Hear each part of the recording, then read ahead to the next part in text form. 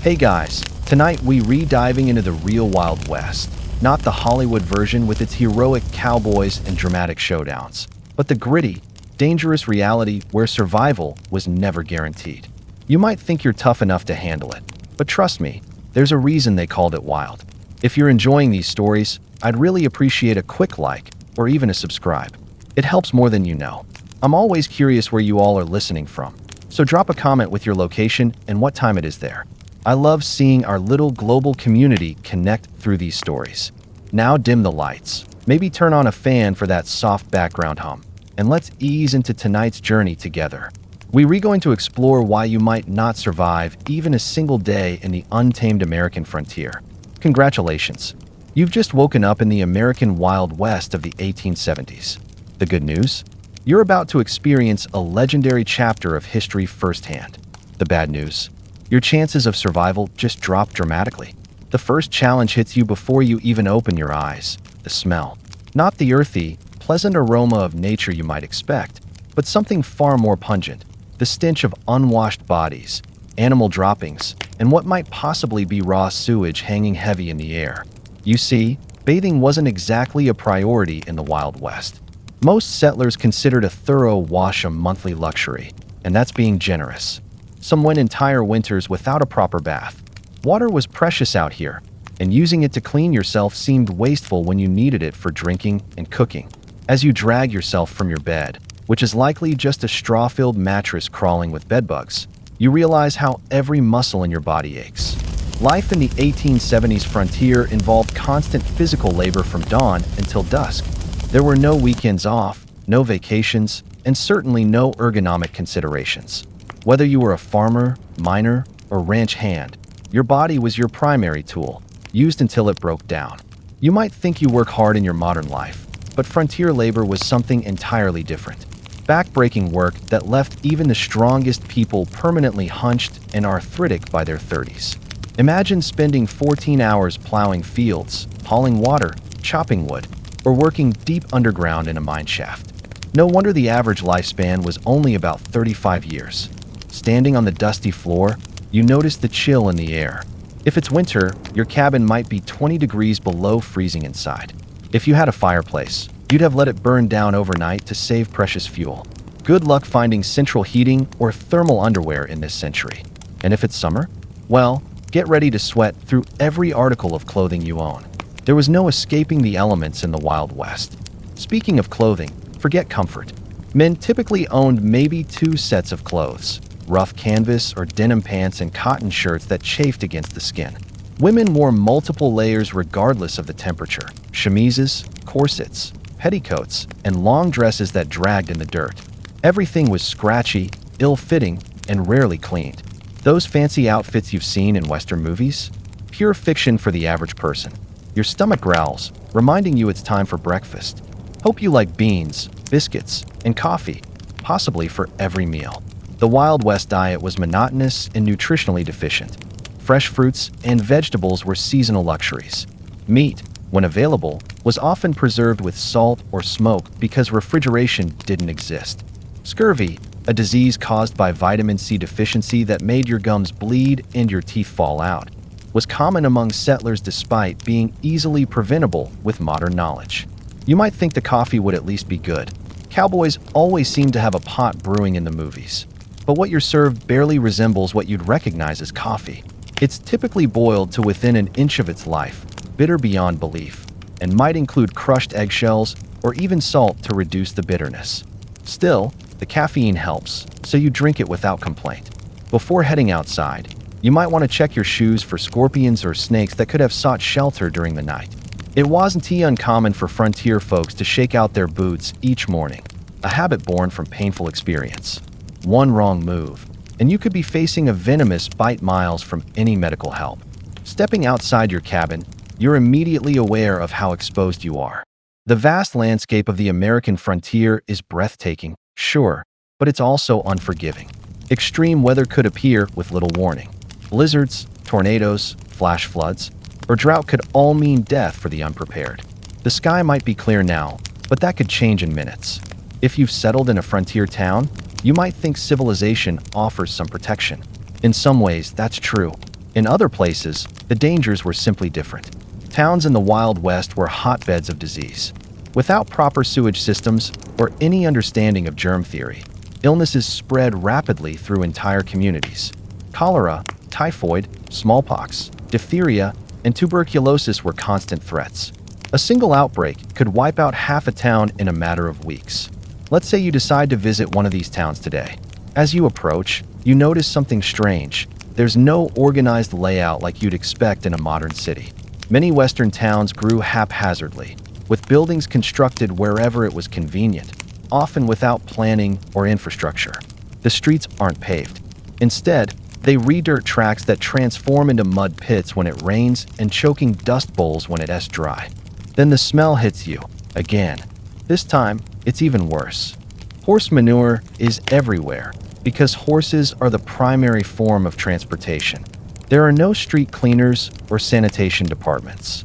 In some towns, the accumulated waste was so bad it could be knee-deep in heavily trafficked areas. Flies swarm around you, and it becomes clear why disease was so rampant. As you walk down the main street, you pass by the saloon, likely one of the busiest establishments in town. Contrary to what you've seen in movies, saloons weren't glamorous places with swinging doors and piano players. Most were crude, one-room affairs with rough plank bars and basic furniture. The liquor served wasn't fine whiskey aged in oak barrels. It was often raw alcohol mixed with tobacco juice, pepper, turpentine, or even gunpowder to give it a kick. A single drink could blind you if you were unlucky. The saloon also represents another deadly aspect of frontier life: violence.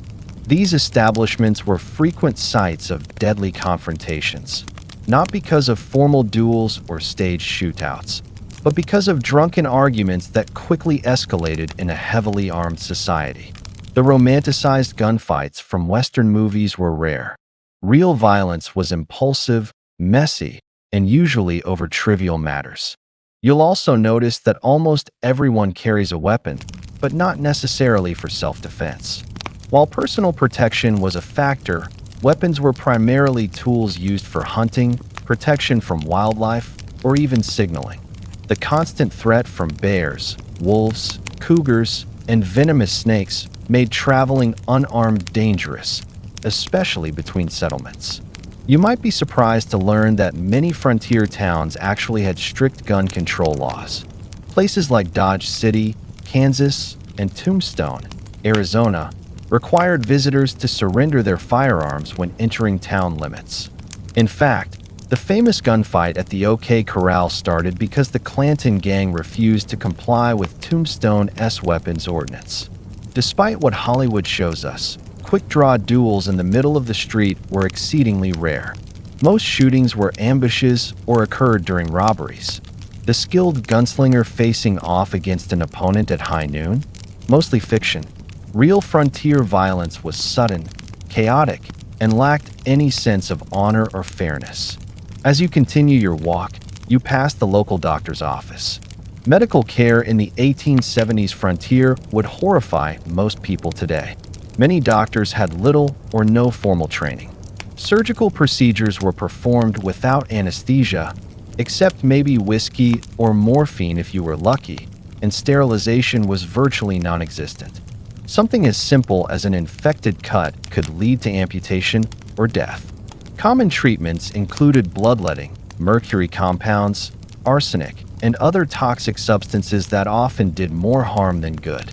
Women in childbirth faced mortality rates as high as 1 in 4 in remote areas. Dentistry involved extraction without anesthesia, using crude tools. Most people suffered from painful dental issues for years before finally losing their teeth. If you were injured or fell ill on the frontier, your survival often depended more on luck than on medical skill. Even minor injuries could become life-threatening due to infection. Broken bones might never heal properly, leaving people with lifelong pain or disability. The phrase, "only the strong survive," had a very literal meaning in the Wild West. Your stomach growls again. It's time for lunch. You head to the local restaurant, which is probably just the front room of someone's house where they serve food for a fee. The food isn't any more varied than your breakfast. The meat is tough and often spoiled. Despite being heavily smoked or salted, it might still carry a foul taste. Vegetables, if they're available at all, are boiled to mush. Food safety standards don't exist, so dysentery and food poisoning are common. While you eat, you overhear conversations about recent Native American attacks, outlaw gangs, or the danger of traveling alone. It's important to note that Native American violence against settlers was far less common than popular culture suggests. In fact, settlers and the U.S. military were more often the aggressors. Still, the frontier was a place of conflict. The systematic displacement of indigenous peoples created deep tensions, which sometimes erupted into violence on both sides. As for outlaws, they were a genuine threat, especially in remote areas. Law enforcement was sparse. A single sheriff might be responsible for thousands of square miles. In many places, justice was handled through vigilante action, not formal legal proceedings. Lynch mobs were common, and the idea of innocent until proven guilty often didn't apply. If you were accused of horse theft or cattle rustling, you might find yourself hanging from a tree by nightfall, regardless of your actual guilt or innocence. After lunch, you stop by the local general store to stock up on supplies. The prices are shocking. Basic necessities cost far more on the frontier than they did back east, thanks to the cost and difficulty of transportation. A simple can of peaches might cost the equivalent of $20 in today's money. Most settlers spent nearly all their income on essentials, with little left over for comfort or luxury. The store offers another glimpse into the hard reality of frontier life: isolation. Mail delivery is infrequent and unreliable. Newspapers are often weeks or months out of date. Information travels slowly, and many settlers go years without word from family back east. Some never see their relatives again after moving west. The psychological toll of this isolation leads to high rates of depression, alcoholism, and suicide among frontier populations. As the afternoon wears on, you notice dark clouds gathering on the horizon. Weather on the frontier wasn't just inconvenient, it could be deadly. Without modern forecasting, storms arrived with little or no warning. Blizzards stranded travelers and froze entire towns. Tornadoes destroyed whole communities. Flash floods washed away lives in minutes. Floods washed away wagon trains. Droughts ruined crops and caused starvation. If you were lucky enough to have a proper home, it offered minimal protection. Most frontier dwellings were hastily constructed from whatever materials were available: sod houses on the plains, log cabins in forested regions, or simple wooden structures in towns. None of them were particularly effective against extreme weather. Winter temperatures inside could drop below freezing, while summer heat was often unbearable, especially in attics or upper floors where many people slept. As the storm approaches, you decide to head back to your cabin before it hits. On the way, you pass a group of men heading to work at the local mine. Mining was one of the deadliest professions on the frontier. Underground cave-ins, toxic gas exposure, explosions from improperly handled blasting powder, and machinery accidents claimed countless lives. Miners also suffered long-term health issues like black lung from coal dust or mercury poisoning from gold processing. Even if you avoided mining, few frontier occupations were truly safe. Farming involved dangerous equipment with no safety features. Ranching meant handling unpredictable animals weighing hundreds of pounds. Logging had one of the highest fatality rates of any profession. Whatever your job, the risk of serious injury or death was exponentially higher than in today's world. You make it back to your cabin just as the rain begins to fall. The roof leaks in several places, and you place buckets to catch the water. This is a good opportunity to refill your drinking supply. Clean water was scarce and precious. Many frontier settlers drank from the same sources used for washing and watering livestock, leading to waterborne illnesses that could quickly become fatal. As you sit in your leaky cabin listening to the rain, You reflect on how different reality is from the romanticized version of the Wild West. There were no heroes or villains, just people struggling to survive in incredibly harsh conditions. The fact that anyone made it through is a testament to human resilience and determination. Night falls early, as you have no electricity. Candles and oil lamps provide minimal illumination, and you're careful with them. Fire was a constant danger in frontier homes. A single spark could mean losing everything, with no fire department to call for help. Many towns burned to the ground at least once in their history. You prepare for bed, exhausted from just one day in the Wild West. Your muscles ache, your stomach is unsettled from the unfamiliar food, and your mind is overwhelmed by the constant vigilance required to stay alive. As you drift off to sleep, you wonder if you'll make it through tomorrow or become just another forgotten soul in the dangerous story of the American frontier. The wind howls outside your cabin, a haunting reminder of how small and vulnerable humans are against the vastness of the untamed wilderness. Tomorrow, if you're lucky enough to see it, will bring all these challenges again, along with new ones you haven't yet imagined. In the Wild West, survival was never guaranteed. It was earned day by day, hour by hour, through hardship most modern people can scarcely comprehend. Morning light filters through the cracks in your cabin walls, waking you from a restless sleep. Your body aches from the hard mattress, but there's no time to linger. The Wild West waits for no one. As you rise, you remember yesterday's harsh introduction to frontier life and wonder what new challenges today will bring. Whether you're heading to another settlement, joining a wagon train west, or simply exploring, travel in the 1870s was nothing like what you know today. The good news? By this time, the Transcontinental Railroad had been completed, connecting the east and west coasts of America. The bad news? Unless you were relatively wealthy or traveling between major cities, you probably couldn't afford to use it. Most frontier folks traveled by horse, wagon, or simply on foot. If you owned a horse, consider yourself fortunate. Horses were expensive to buy and maintain, often costing the equivalent of several months' wages. Then you needed saddles, bridles, feed, and veterinary care, though care often meant shooting the animal if it broke a leg or became seriously ill. Riding wasn't easy either. Saddles in the 1870s were built for function, not comfort. Hours in the saddle left even experienced riders with blisters and aching muscles.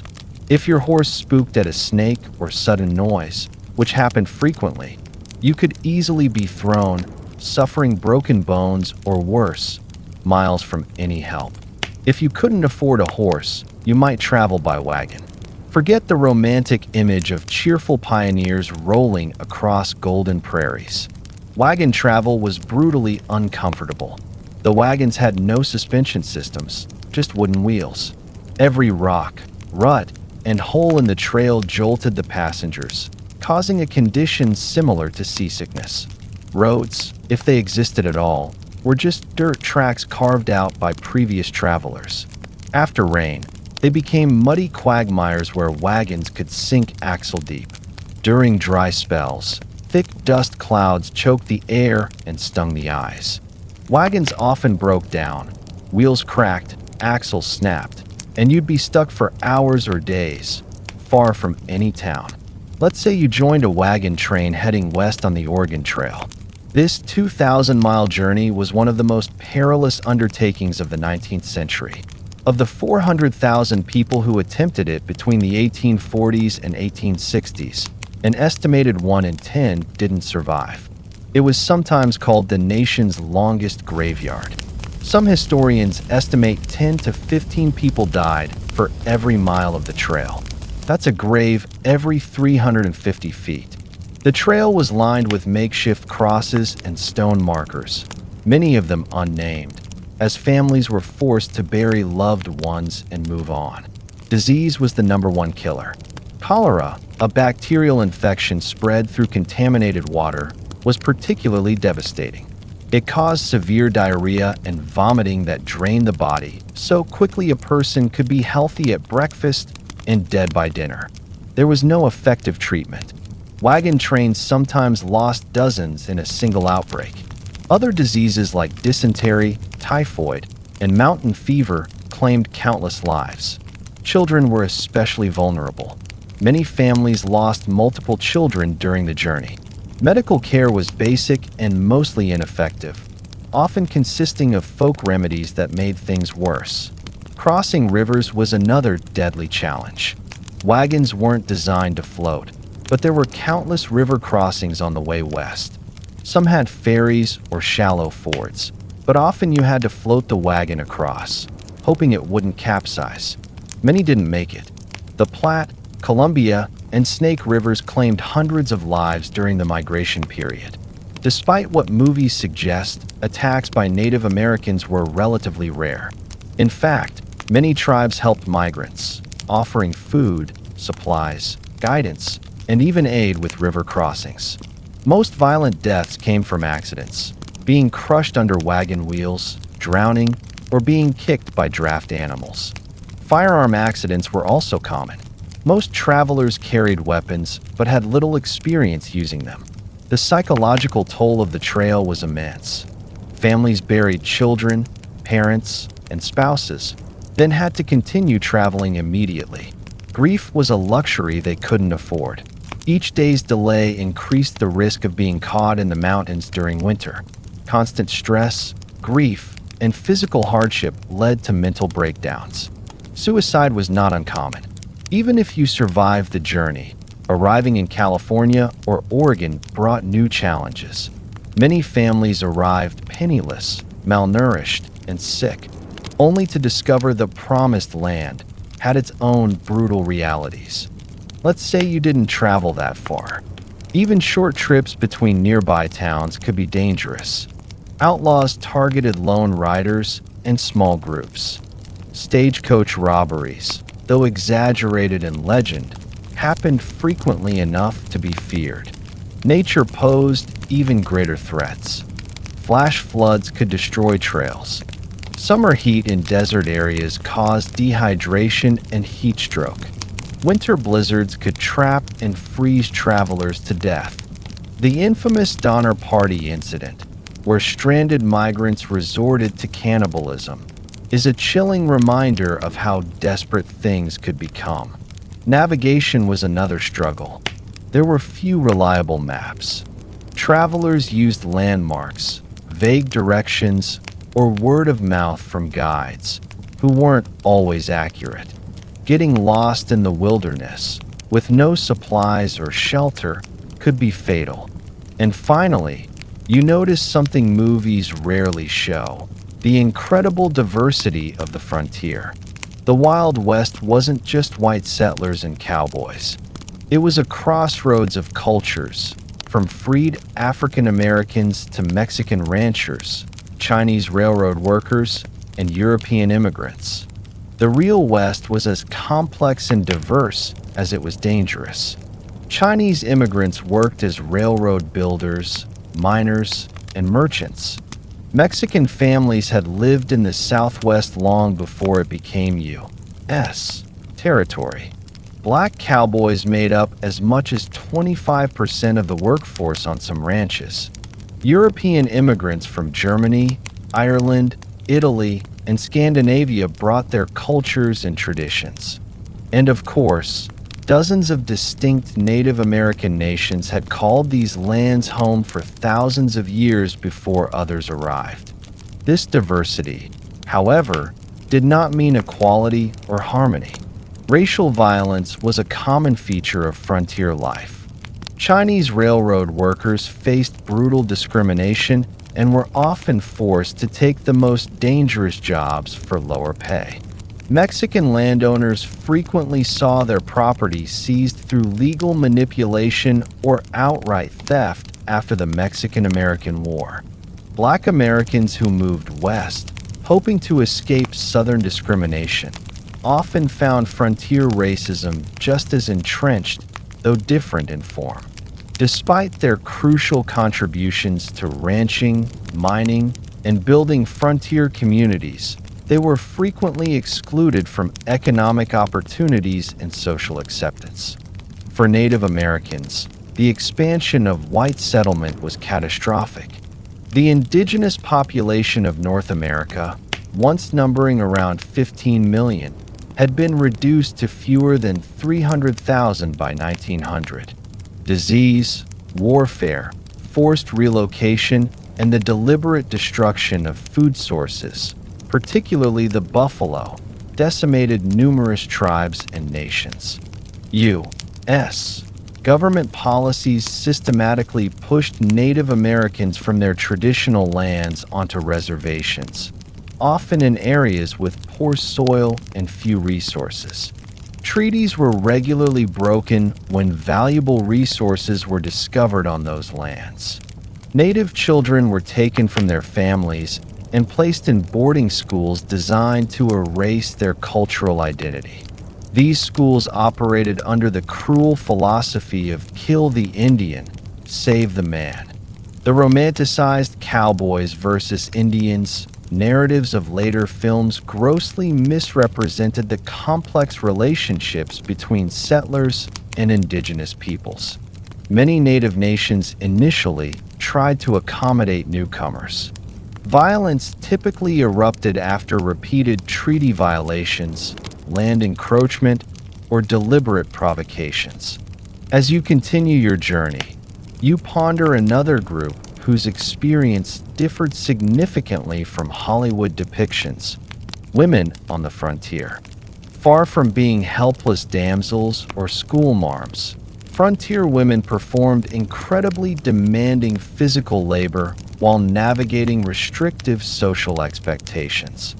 On homesteads and farms, women handled traditional domestic duties: cooking, cleaning, childcare, and sewing, while also working in the fields, tending livestock, and defending the home when necessary. Their workdays often began before dawn and ended well after dark, with few, if any, days of rest. A frontier woman might plow fields in the morning, deliver a neighbor's baby at midday, fight off predators in the afternoon, and still care for her own family at night. Many women became widows early due to the dangers of frontier life and had to manage farms or businesses alone while raising children. Despite their vital contributions, women had few legal rights. In most territories and states, they could not vote, own property independently if married, or retain custody of their children after divorce. Domestic violence was considered a private matter, with little legal protection for victims. Unmarried women had limited options.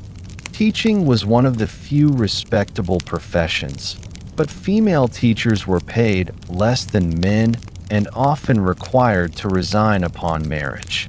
Some women achieved financial independence by running boarding houses, working as nurses, or opening millinery or dressmaking shops. Then there were the soiled doves, prostitutes who worked in frontier brothels and saloons. Though later romanticized in fiction, their reality was often grim.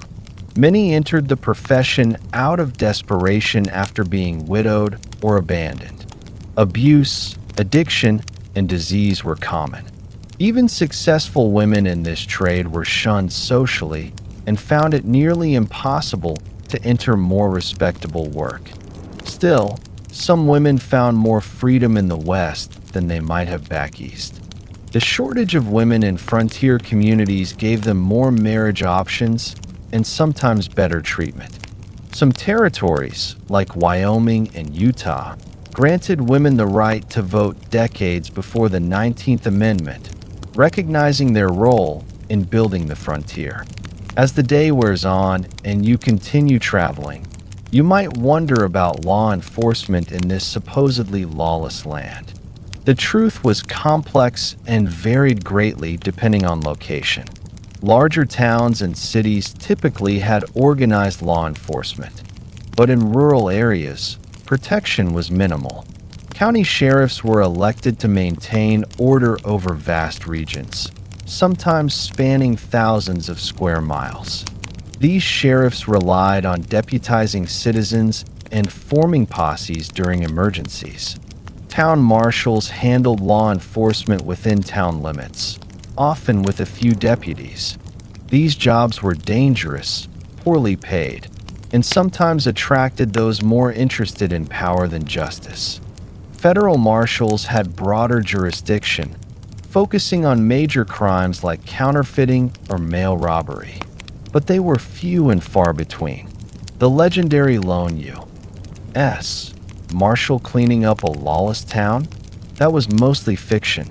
In many remote areas, justice was handled by communities themselves.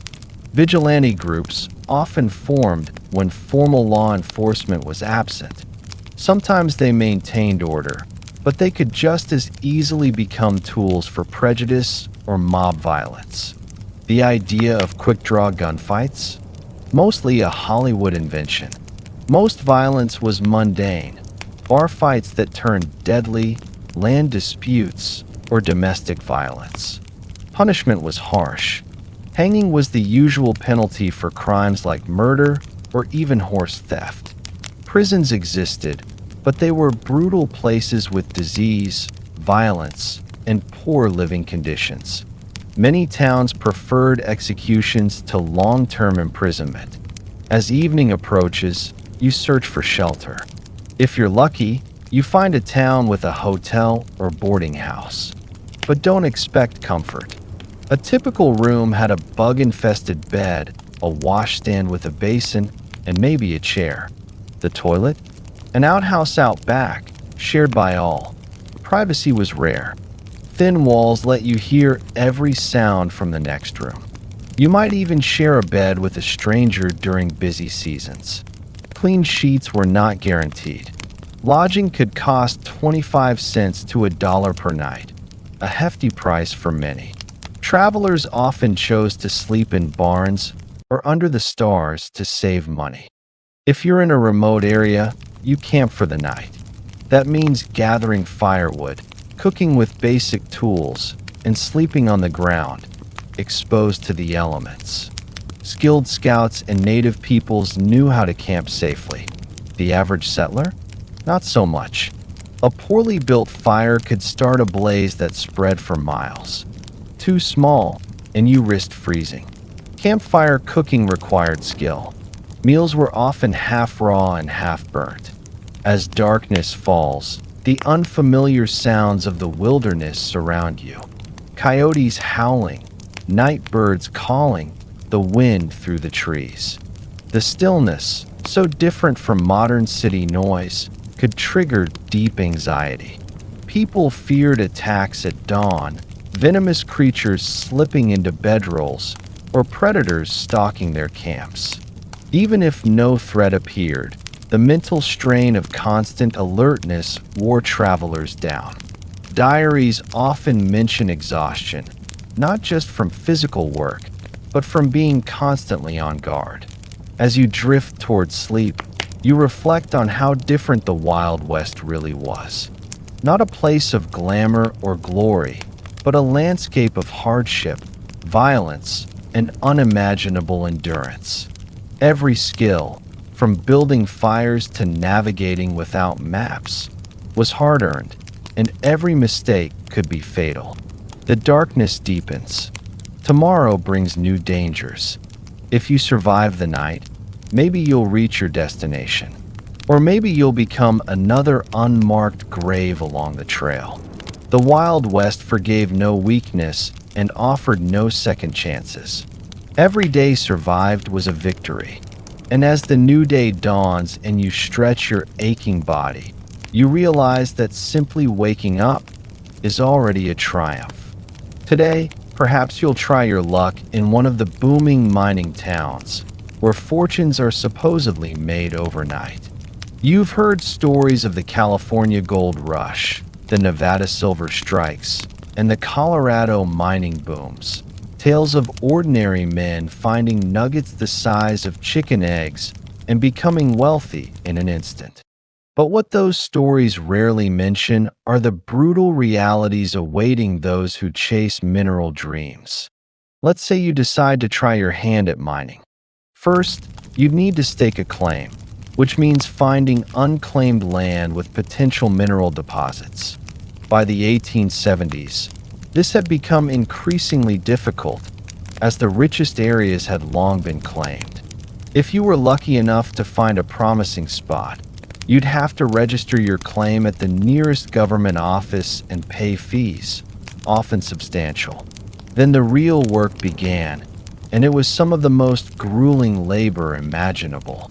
For placer mining, which involves searching for loose gold in streams, you'd spend hours bent over in icy mountain water, sifting sediment through a pan or sluice box. Your hands would crack and bleed from exposure. Your back would ache from hunching over for so long. And all that effort might yield only a few tiny gold flakes, worth mere pennies. If you pursued hard rock mining, digging deep into mountains for veins of ore, the dangers multiplied. Tunneling into unstable rock without modern safety gear led to frequent cave-ins. Poorly ventilated shafts filled with odorless, toxic gases like carbon monoxide, suffocating unsuspecting miners. Blasting with black powder or dynamite was hazardous. Miners lost fingers, eyes, or lives when charges exploded too soon or hurled deadly rock fragments.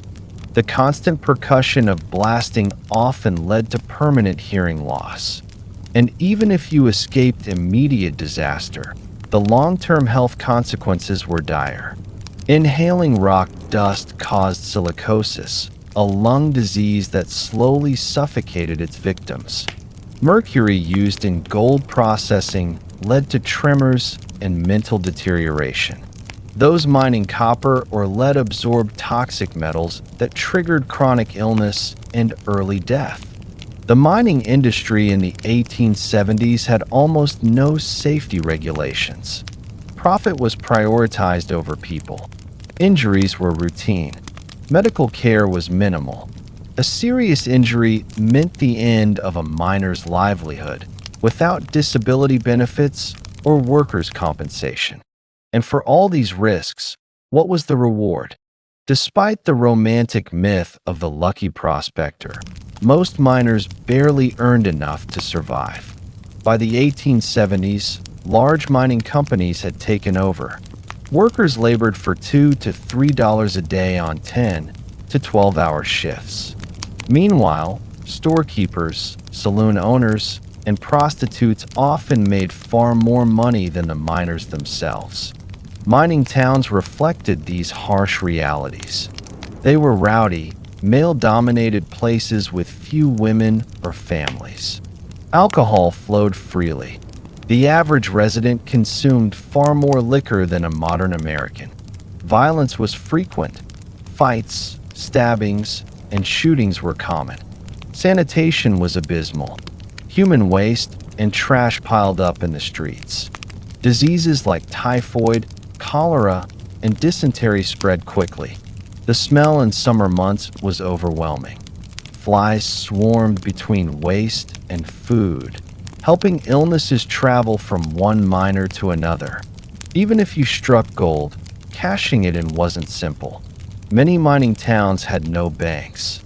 You'd have to carry your gold, making you a prime target for robbery. Saloons and stores might buy your gold, but at unfairly low prices. Where banks existed, they were loosely regulated. Many failed without warning, wiping out deposits. Some were outright scams, set up to collect money before the bankers disappeared. Paper money varied in value by bank and region. Counterfeit bills were common, even among experienced merchants. The safest currency was gold or silver coin, but carrying it increased your risk of being robbed. So maybe, after all this, you abandon mining and try ranching instead. In the 1870s, the cattle industry boomed. Demand for beef in eastern cities created new opportunities. Ranching seemed healthier and more profitable. It was different, but not easier. Starting a ranch required large amounts of money. Land, cattle, equipment, and buildings were costly. Many ranchers took on debt, gambling on good weather and market prices. Nature didn't always cooperate. Droughts dried up grass and water. Harsh winters, like the Great Die-Up of 1886 to 87, killed up to 90% of cattle in northern ranges. Entire fortunes were lost. Diseases like Texas fever and anthrax spread fast through herds, often killing them before ranchers could react. Predators like wolves and cougars hunted calves. Other threats included poisonous plants, quicksand, and injuries. The famous cattle drives? Far from glamorous. They were brutal, long-distance movements of thousands of cattle. Cowboys worked 20-hour days. They grabbed naps while riding in the saddle. River crossings were deadly. Panicked cattle could drown dozens of animals and riders in a stampede. Even a lightning strike or snapping twig could trigger disaster. Cowboys earned around $30 per month. They were mostly young men, often poor teens with nowhere else to go. Many were black, Mexican, or of mixed race, facing discrimination and limited opportunities. Their diet was mostly beans, biscuits, and salt pork. Medical care was limited to what the cook or trail boss might know. Injuries were common and often fatal. So maybe ranching isn't for you either. What about farming? The Homestead Act of 1862 promised 160 acres to anyone who would live on and improve the land for 5 years. It sounded like a dream, a chance to own land and build a life. But reality didn't match the promise. In the dry West, 160 acres was rarely enough to support a family. Rainfall was sparse. Farming techniques from the East didn't work. Many settlers had no knowledge of how to farm in arid conditions. The work began with building a home, usually a sod house or sod dye, made by cutting and stacking blocks of prairie grass and earth. These dark, damp dwellings leaked during storms, crumbled easily, and were filled with insects and snakes. Then came the back-breaking task of breaking the land for planting. Prairie sod had centuries of thick grass roots and was nearly impossible to plow with the tools most settlers had. It could take a year just to prepare a few acres. The physical toll was enormous. Many farmers suffered permanent injuries from the intense labor. And even after planting, there were constant threats: drought, pests, wildfires, and crop disease. Drought could wither plants before harvest. Torrential rains could wash away seedlings or flood fields. Early frost could kill crops just before they were ready. Grasshoppers descended in biblical swarms, consuming everything green in their path, and sometimes even chewing the wooden handles of tools left behind in the fields. Disease affected frontier farmers as it did everyone else, but with particularly devastating consequences. With no hired help and little community support, a family's illness during crucial planting or harvesting periods could mean the difference between survival and starvation. Women often continued working in the fields while heavily pregnant or just days after giving birth, risking their health because the work simply couldn't wait. Farm accidents were common and often fatal. Homemade tools broke and caused injuries. Animals panicked and trampled their handlers. Even successful harvests could turn deadly. Some farmers fell into grain storage bins and suffocated in the loose grain. Others were crushed when poorly constructed storage buildings collapsed under the weight of their contents. The isolation of frontier farms took a heavy psychological toll. Neighbors might be miles away, visited only occasionally. Women, in particular, suffered from this loneliness, some going months without speaking to anyone outside their immediate family. Depression, anxiety, and what was then called prairie madness affected many settlers, sometimes leading to the abandonment of homesteads or suicide. For those who persevered and managed to grow crops, economic obstacles still remained. Transportation to markets was difficult and expensive. Without refrigeration, perishable goods had to be sold quickly or preserved. Large agricultural corporations and railroad companies used their power to keep crop prices low and transportation fees high, squeezing small farmers at both ends. By the 1870s, another option was emerging on the frontier, working for wages in the growing towns and industries. Perhaps this offered a safer, more stable path than the high-risk ventures of mining, ranching, or farming. Wage labor avoided some of the worst physical dangers and financial losses, but it brought new hardships. Industrial safety standards were virtually non-existent. Workers in frontier factories, mills, and workshops suffered horrific injuries from unguarded machinery. Construction workers built increasingly tall structures without harnesses or safety gear, leading to frequent fatal falls. Railroad work was especially dangerous. Track layers worked with minimal equipment under extreme conditions, suffering high rates of injury, heat stroke, and exhaustion. Chinese workers who helped build the Transcontinental Railroad were often assigned the most dangerous tasks, like handling unstable explosives to blast through mountains. Working hours were long, often 10 to 12 hours per day, 6 days a week. Pay was low. Most workers earned barely enough to survive. Child labor was common, with children as young as 8 working alongside adults. Due to their small size and inexperience, children suffered even higher injury rates. Workers had no legal protections. Employers could fire them without cause, reduce wages at will, or withhold pay entirely. Those who spoke up or tried to organize for better conditions were blacklisted, marked as troublemakers no other employer would hire. Company towns, where a single employer owned all housing and stores, were common in mining and lumber regions. Workers paid inflated prices at company stores, lived in company housing, and were sometimes paid in scrip, company-issued currency only usable at company businesses. This created a cycle of debt bondage many could never escape. Whether you mined, ranched, farmed, or worked for wages, frontier life shaped your experience in ways most modern people would find disorienting.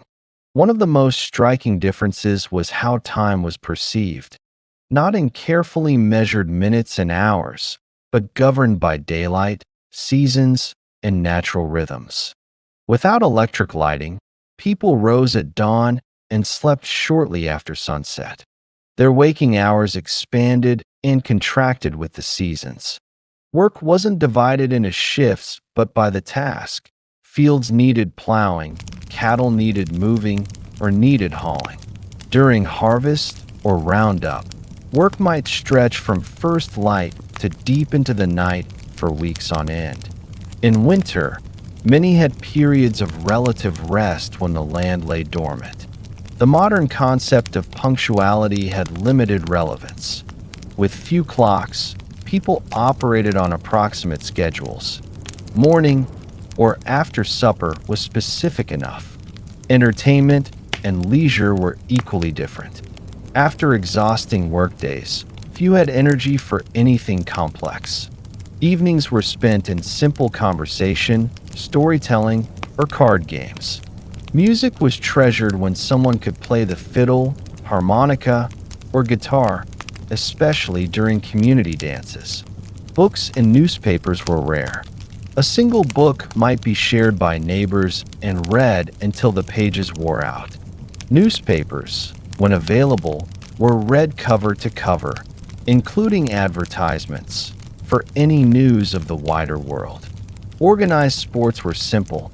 Baseball was growing in popularity and often played on makeshift fields. Horse racing, wrestling, and shooting competitions were both entertainment and a test of valuable frontier skills. Children played tag, hide and seek, and stickball with whatever they could find. Holidays and festivals were rare but deeply cherished. 4th of July celebrations drew people from miles away. There were picnics, speeches, and music. Harvest festivals celebrated a year's hard work. Religious holidays offered spiritual reflection and rest from backbreaking routines. As the day closes, you reflect on just how relentless frontier life truly was. Every task was harder, every risk greater, every comfort rarer, and yet people survived. Some even thrived. They were not superheroes. They were ordinary men and women with extraordinary endurance. They had practical skills, strong bodies, and unshakable resilience. These weren't the romanticized pioneers of legend, but real people who endured conditions that would break most of us today. The darkness settles. Silence returns. Not the quiet buzz of modern technology, but a true, deep silence. No engines, no lights, no screens, just the wind, the call of a nightboard, and the rustle of trees. As you drift toward sleep, you wonder, would you have made it? Could you have endured the hunger, the danger, the loss, the loneliness? Could you have survived the Wild West? The people who built it lived under a night sky unlike any we know today, one filled with endless stars, the Milky Way shining bright above a world that demanded everything just to survive. Let's explore what keeping yourself fed would actually entail in this harsh environment. The good news is that game was still relatively plentiful in many areas. Deer, elk, rabbit, and various birds could supplement your diet if you had the skills to hunt them. The bad news: hunting required ammunition, which was expensive and might be needed for protection. It also demanded time away from other essential work, making it a luxury many settlers couldn't afford during busy seasons. Most frontier families relied heavily on foods they could grow, preserve, or purchase in bulk. The staples of the frontier diet were beans, corn, and pork, dense in calories, but monotonous and nutritionally incomplete. Fresh fruits and vegetables were available only in season, a few months at most, and winter diets often contained no fresh produce whatsoever. This lack of dietary variety led to widespread nutritional deficiencies. Scurvy, caused by vitamin C deficiency, was common during winter and early spring when no fresh produce was available. The symptoms, bleeding gums, loosening teeth, joint pain, and eventually death, were well known but difficult to prevent with the resources settlers had. Other deficiency diseases affected growth in children and caused chronic health problems in adults. Food preservation was a constant challenge and a critical survival skill. Without refrigeration, meat had to be consumed quickly or preserved by smoking, salting, or drying. These methods deterred bacteria but drastically altered the flavor, texture, and nutritional value of food. The heavy salt content also contributed to high blood pressure and other health issues. Women spent enormous amounts of time preserving food when it was abundant to use during scarce periods. Vegetables were pickled in vinegar or fermented. Fruits were dried or preserved with sugar, if available. Root vegetables might be stored in root cellars, underground spaces that maintained cool temperatures. These preservation efforts weren't optional. They were essential survival work that could determine whether a family would eat through the winter. Food storage presented its own problems. Properly prepared, preserved foods could last months or even years, but improper techniques led to spoilage and potentially deadly food poisoning. Additionally, stored food attracted pests. Rats, mice, and insects consumed portions of most food supplies. Their droppings contaminated what remained. Most families simply accepted a certain amount of insect parts and rodent waste in their flour, beans, and other staples as unavoidable. Cooking itself was far more labor-intensive than most modern people can imagine. Meals were prepared over open hearths or wood-burning stoves that needed constant attention and fuel. In areas where wood was scarce, women and children often spent hours gathering buffalo chips, dried manure, or twisting grass to use as cooking fuel. Water had to be hauled from wells or streams, often hundreds of pounds per day, for cooking, cleaning, and drinking. Even with these efforts, meals lacked the variety and flavor modern people expect. Spices were expensive and used sparingly. Sugar and coffee were treasured items, often saved for special occasions. Fresh milk was only available if a family kept a cow, and only part of the year when the cow was producing. Most frontier children grew up on simple, repetitive diets that would horrify modern nutritionists. Interestingly, despite all this, obesity was rare.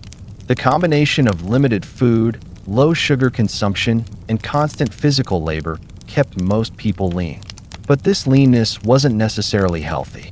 Many settlers were malnourished even when they consumed enough calories. Beyond basic survival like food, raising children on the frontier presented unique challenges. If you had been born in the Wild West rather than just visiting, your childhood would have looked very different. Childhood itself was conceived differently in the 19th century. Children as young as 6 or 7 were expected to perform real work, not just chores, but meaningful contributions to the family economy. They minded livestock, gathered eggs, picked vegetables, watched younger siblings, and performed tasks that freed adults for heavier labor. By age 10 or 12, most children worked at near-adult capacity. Boys followed fathers into fields, barns, or workshops, learning by doing rather than formal instruction. Girls worked with mothers, learning the complex domestic skills essential for frontier life. Not just cleaning, but producing essentials like clothing, preserved food, candles, and soap. This early adulthood extended to every aspect of life. Children weren't shielded from harsh realities. They witnessed births, deaths, the slaughtering of animals, and violent conflicts. They were expected to understand and adapt to these things rather than be protected from them.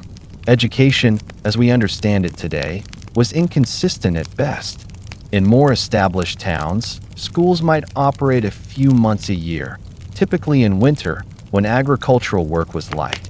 One teacher, often barely more educated than the students, taught children aged 5 to 17 all in one room. Conditions in these schools were harsh. Buildings were poorly insulated, freezing in winter and sweltering in summer. Supplies were minimal. A few shared books, reusable slates, and scarce paper that had to be used sparingly. Corporal punishment was common. Whipping or beatings were standard consequences for even minor misbehavior, like whispering or forgetting a lesson. In more remote areas, formal schooling might not exist at all. Some families tried to educate their children at home using whatever books they had, but many children received only basic literacy and arithmetic. Their education focused more on practical knowledge, predicting weather, tracking animals, planting soil, treating injuries, and surviving emergencies. Child mortality was heartbreakingly high. About 1 in 4 children died before adulthood, most within the first 5 years.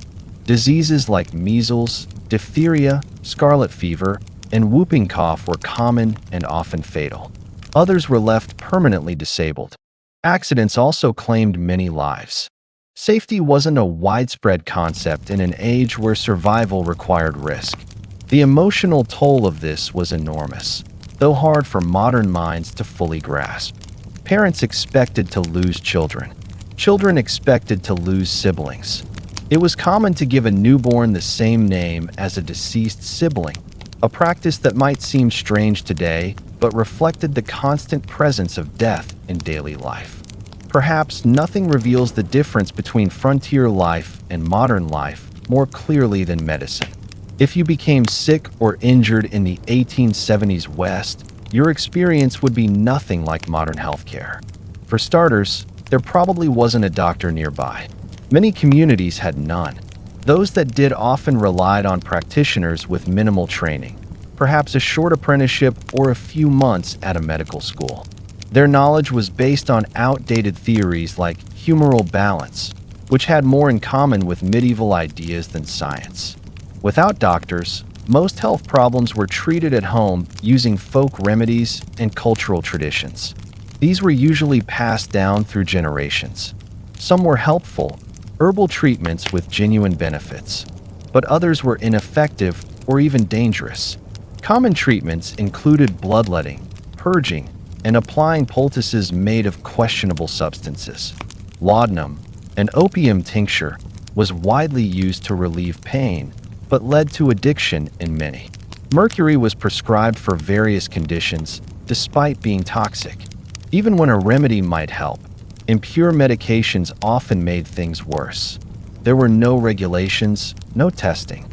Many miracle cures were just alcohol mixed with herbs, offering nothing more than temporary intoxication. Surgery was especially brutal.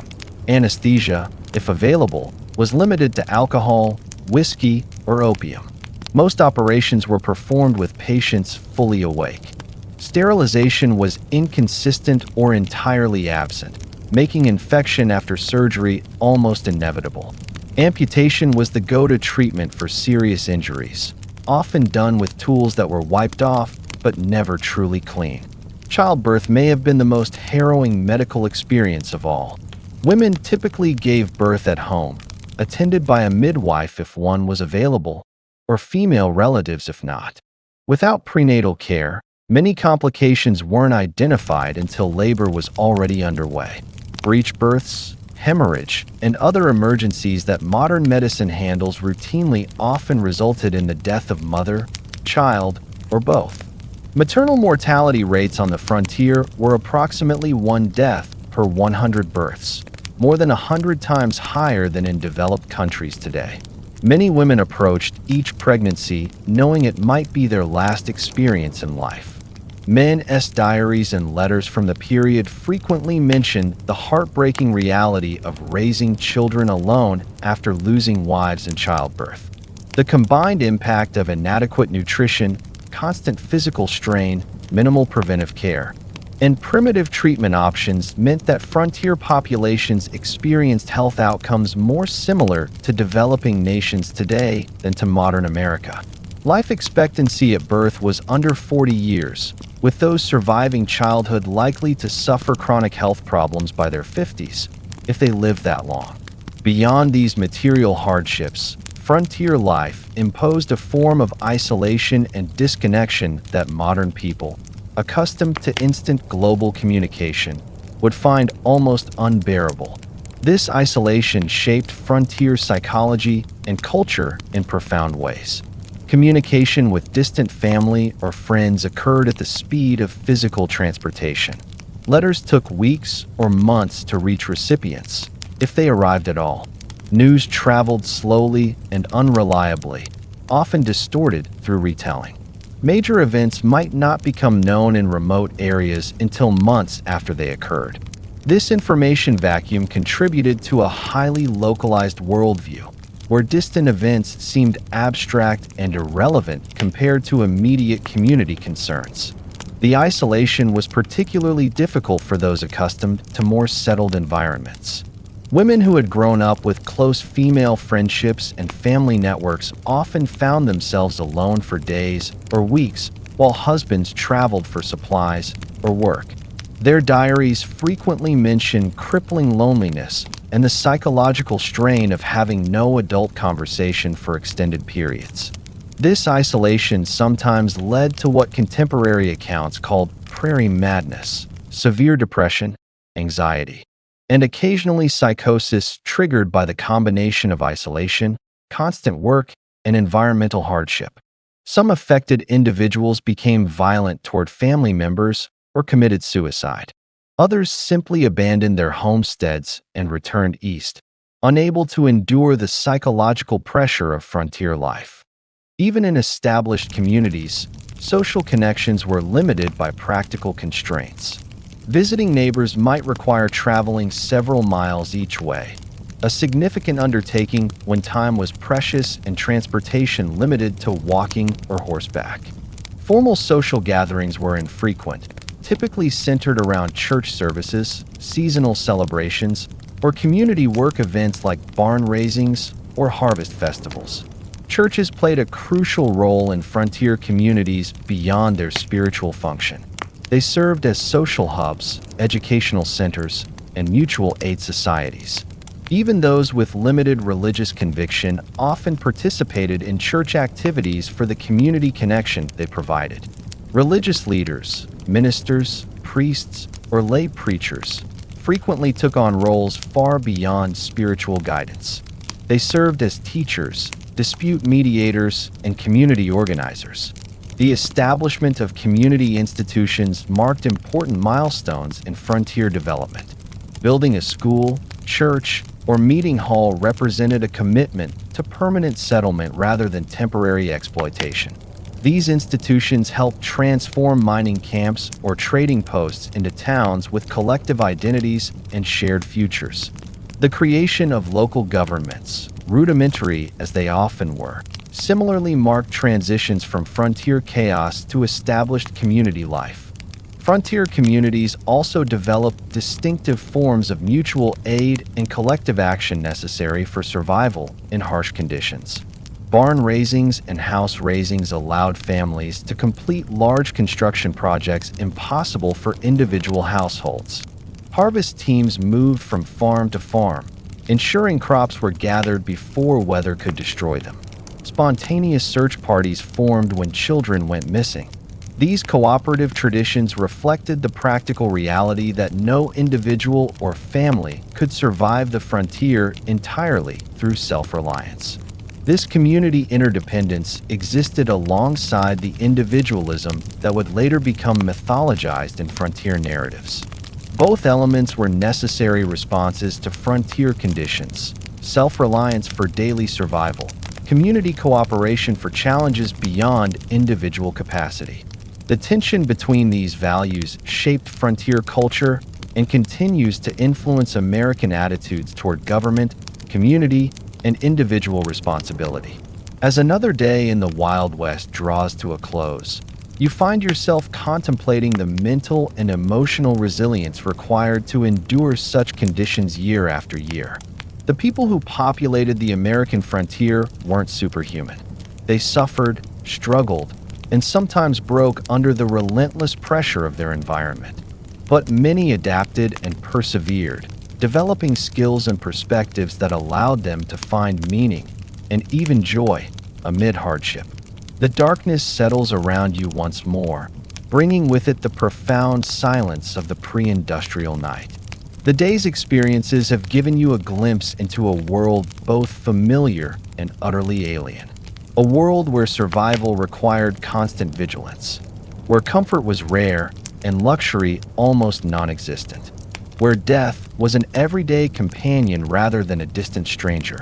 As sleep approaches, you wonder about the people who chose this life, or had it thrust upon them by circumstance. What drove them west? What sustained them through blizzards, droughts, illness, and loss? What would they think of the world their struggles helped create? A world of abundance and security beyond anything they could have imagined, built on foundations they laid through exhausting labor and countless sacrifices. The questions follow you into dreams filled with endless prairies, towering mountains, and the faces of those who tamed the Wild West, not through romantic gunfights, but through the quiet heroism of daily persistence against overwhelming odds. Dawn breaks on what will be your final day in the Wild West.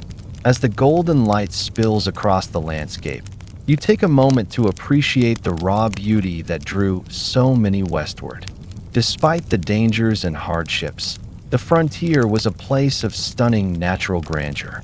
Vast prairies rippling like oceans, mountains scraping the sky, canyons plunging into the earth's depths. This beauty, at least, wasn't a Hollywood invention. But even this relationship with the natural world differed profoundly from modern environmental perspectives. The frontier mentality viewed nature primarily as a resource to be conquered and exploited, rather than preserved or protected. Timber was cut without consideration for regeneration. Game was hunted to the edge of extinction in many regions. Streams were diverted, polluted, or destroyed for mining operations with no thought for downstream consequences. The near extinction of the American bison, or buffalo, stands as perhaps the starkest example of this exploitative approach. In the 1700s, an estimated 30 to 60 million bison roamed North America. By 1884, fewer than 1,000 remained. This devastation wasn't simply the result of hunting for food or hides, though that played a part. It was also deliberate policy encouraged by the U.S. government as a way to deprive Plains Indian tribes of their primary resource, forcing them onto reservations. General Philip Sheridan, a key military leader in the Plains Indian Wars, reportedly stated, "Let them kill, skin, and sell until the buffalo is exterminated. It is the only way to bring lasting peace and allow civilization to advance."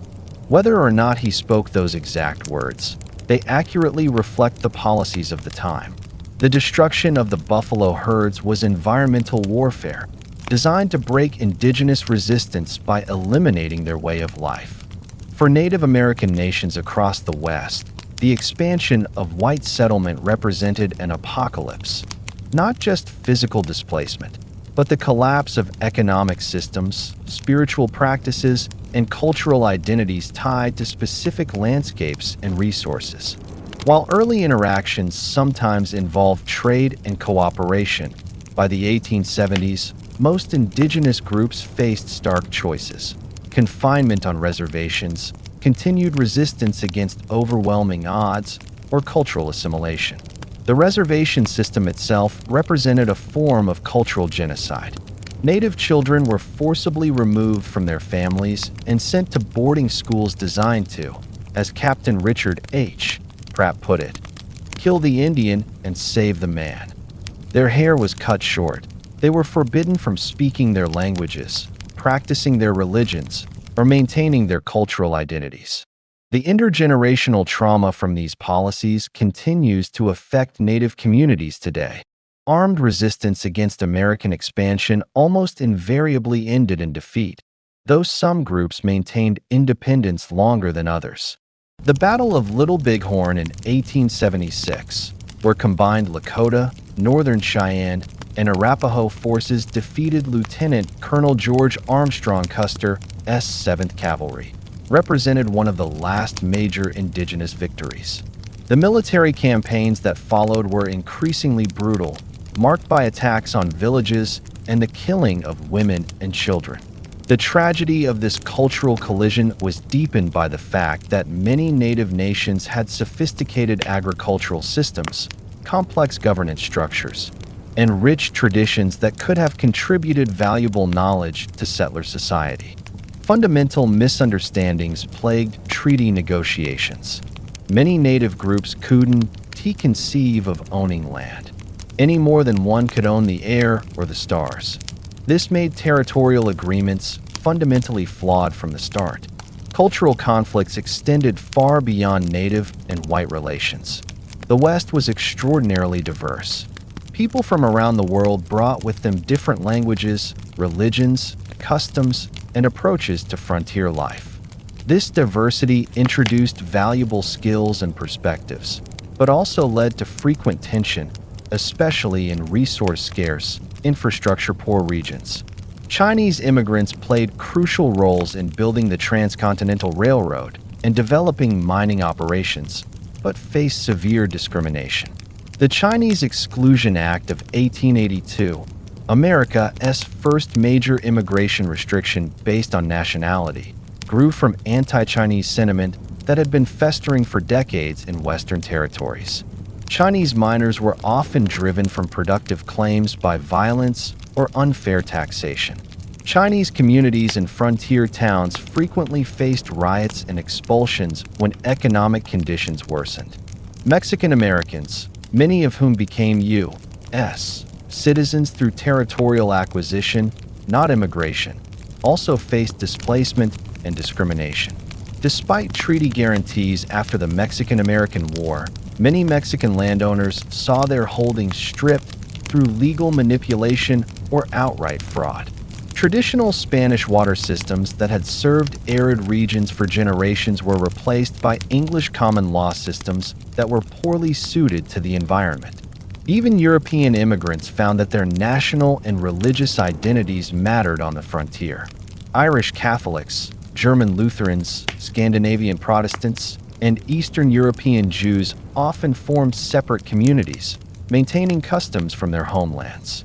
These communities offered mutual support, but were also targets for nativist hostility during times of social or economic stress. African Americans who moved west after the Civil War hoped to escape Southern oppression, but encountered new forms of discrimination.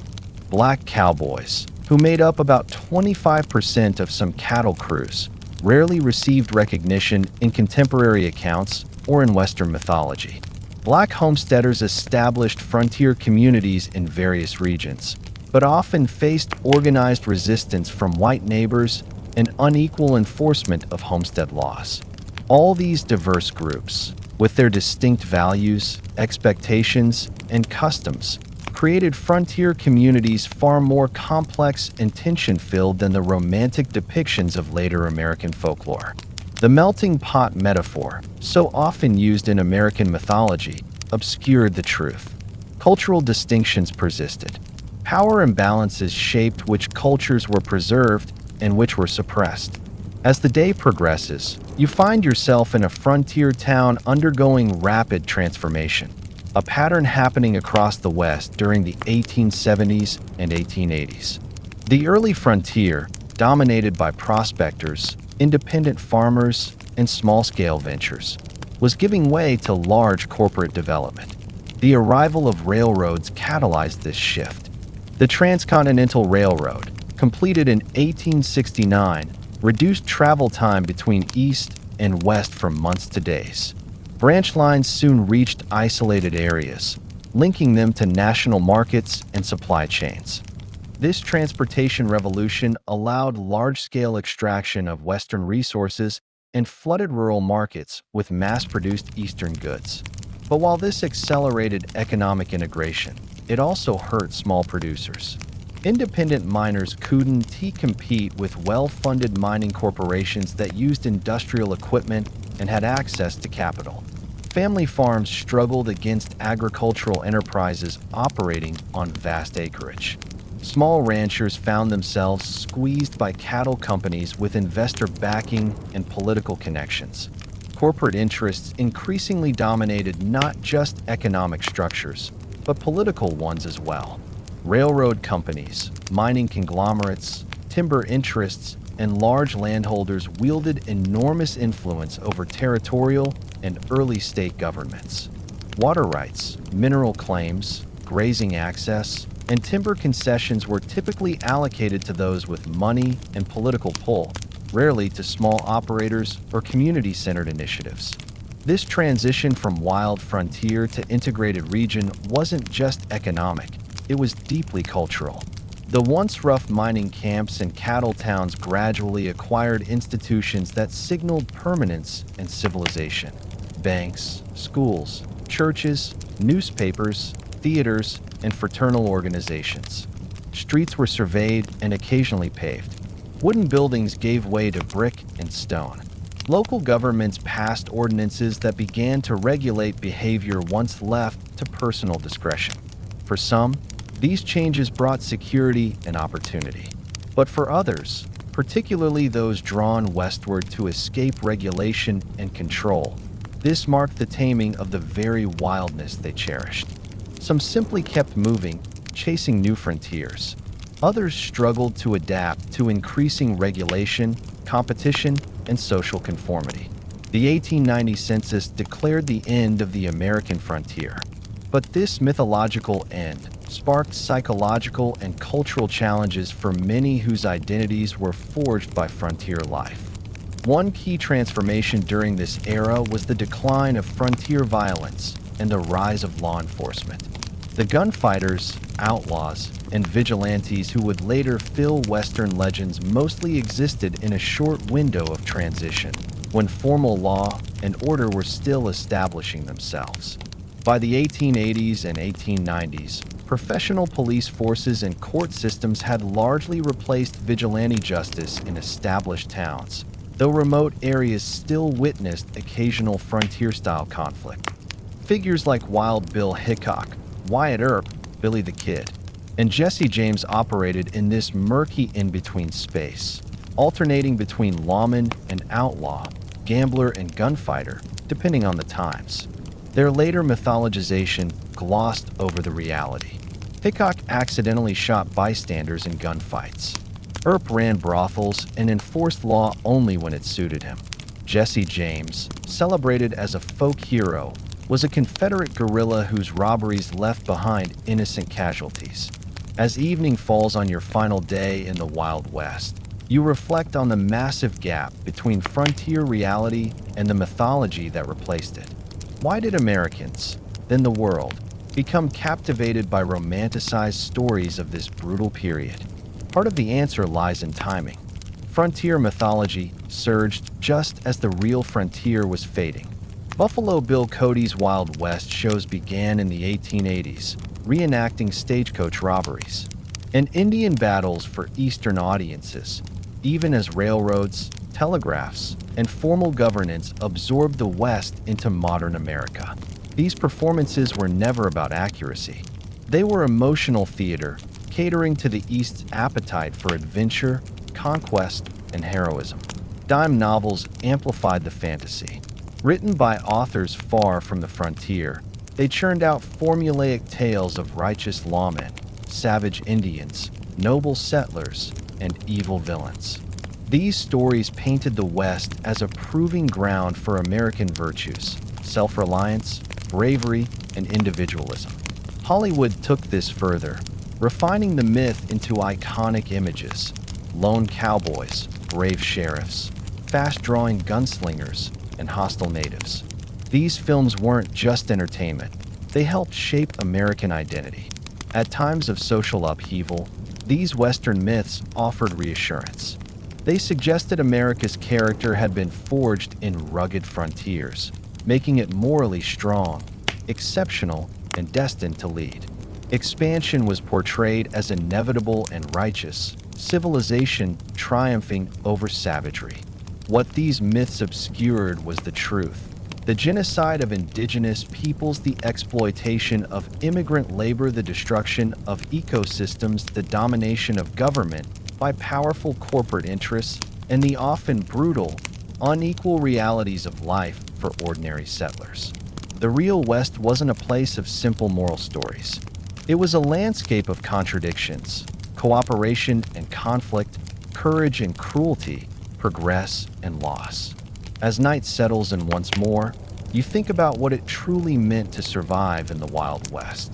For all our modern comforts, electricity, medicine, security, abundance, most people today would not last a single week in the harsh realities of 1870s frontier life. Survival back then required knowledge, skill, physical toughness, and emotional endurance, qualities tested daily in a world without safety nets. And yet, something about that world still pulls at us. Maybe it's the clarity, tasks with immediate meaning, victories that mattered, and a world stripped of pretense. Maybe it's the community, people bound together by necessity, forming connections that cut across culture, language, and belief. Or maybe it's the reminder that human beings can face the unthinkable adapt to it, and even find beauty and meaning in the hardest of places. The legacy of the American frontier extends beyond mythology into the actual structures and systems that shape modern American life. Property laws, water rights frameworks, federal-state relationships, approaches to natural resources, and countless other aspects of American governance emerged from frontier-era compromises and conflicts. The diversity of Western communities, despite efforts at forced assimilation, contributed to the multicultural reality of modern America. Even the continuing tensions between individual rights and collective welfare, local control and national standards, exploitation and conservation, have roots in frontier-era debates. For indigenous peoples, the frontier era represents not a glorious chapter in national expansion, but the devastation of ancient lifeways and the beginning of a long struggle for cultural survival and sovereignty that continues today. Their perspective reminds us that the simple triumphalist narrative of Western settlement ignores the complex civilizations that already existed and the incalculable knowledge lost through their disruption. The most accurate understanding of the frontier requires holding multiple perspectives simultaneously, acknowledging both the courage of those who built new communities in challenging conditions and the devastation experienced by those displaced by this expansion. As you drift towards sleep on your final night in the Wild West, the sounds of this earlier America surround you. The whisper of wind through prairie grass, the distant howl of coyotes, perhaps the faint piano notes from a saloon down the street.